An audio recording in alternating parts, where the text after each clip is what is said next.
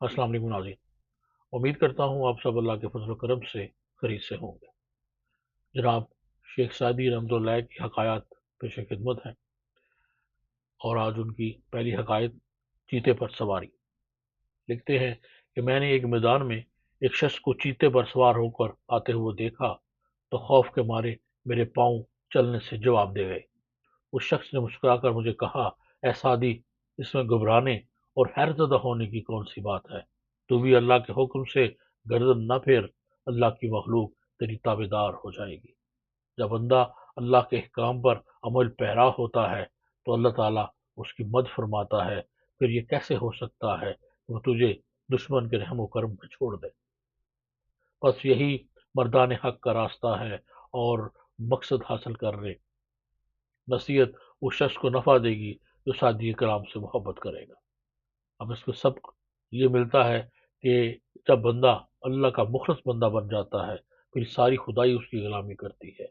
صوفیہ کرام فرمایا کرتے ہیں، من کان اللہ لہو، جو اللہ کا ہو جاتا ہے اللہ اس کا ہو جاتا ہے۔ جب خدا اس کا ہو گیا تو خدائی اس کی کیوں نہ ہوگی؟ حضرت عبداللہ بن عمر رضی اللہ عنہ کہیں تشریف لے جا رہے تھے کہ راستے میں بہت سارے لوگ جمع دیکھے جو گھبرائے ہوئے تھے۔ آپ نے پوچھا، کیا بات ہے؟ یہاں کیوں کھڑے ہو اور اس قدر ڈرے ہوئے کیوں ہو؟ انہوں نے کہا، آگے راستے پہ شیر بیٹھا ہوا ہے اور ہے بھی بپھرا ہوا۔ آپ اکیلے تشریف لے گئے اور بیٹھے ہوئے شیر کو زور سے کمر پر کونی ماری۔ شیر چپکے سے جنگلی طرف بھاگ گیا۔ آپ نے فرمایا، جو اللہ کا ہو جائے اللہ کی مخلوق اس کی غلام ہو جایا کرتی ہے۔ اسی طرح کہتے ہیں کہ شرق پور شریف میں ایک بیل نے بہت دہشت پھیلا رکھی تھی۔ جب بازار میں نکل آتا تو بازار سنسان ہو جاتا۔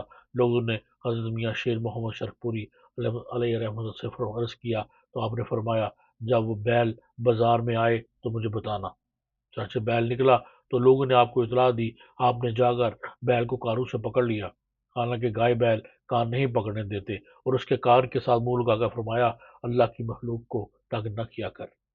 بس اس دن کے بعد بچہ بچہ اس بیل کو کان سے پکڑ کر جدھر چاہتا لے جاتا۔ بس شیخ سعدی رضی اللہ عنہ نے اس حکایت میں سچ ہی تو کہا ہے۔ ایک بزرگ کو دیکھا گیا کہ شیر اور بکریوں کو اکٹھا چرا رہے ہیں۔ پوچھا گیا، ان کی کب سے صلح ہوئی؟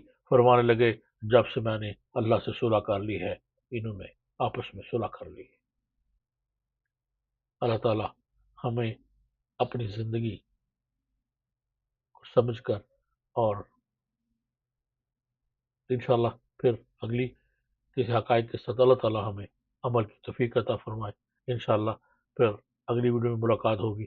تب تک اپنا اور اپنے گھر والوں کا بہت خیال رکھیں۔ اللہ حافظ۔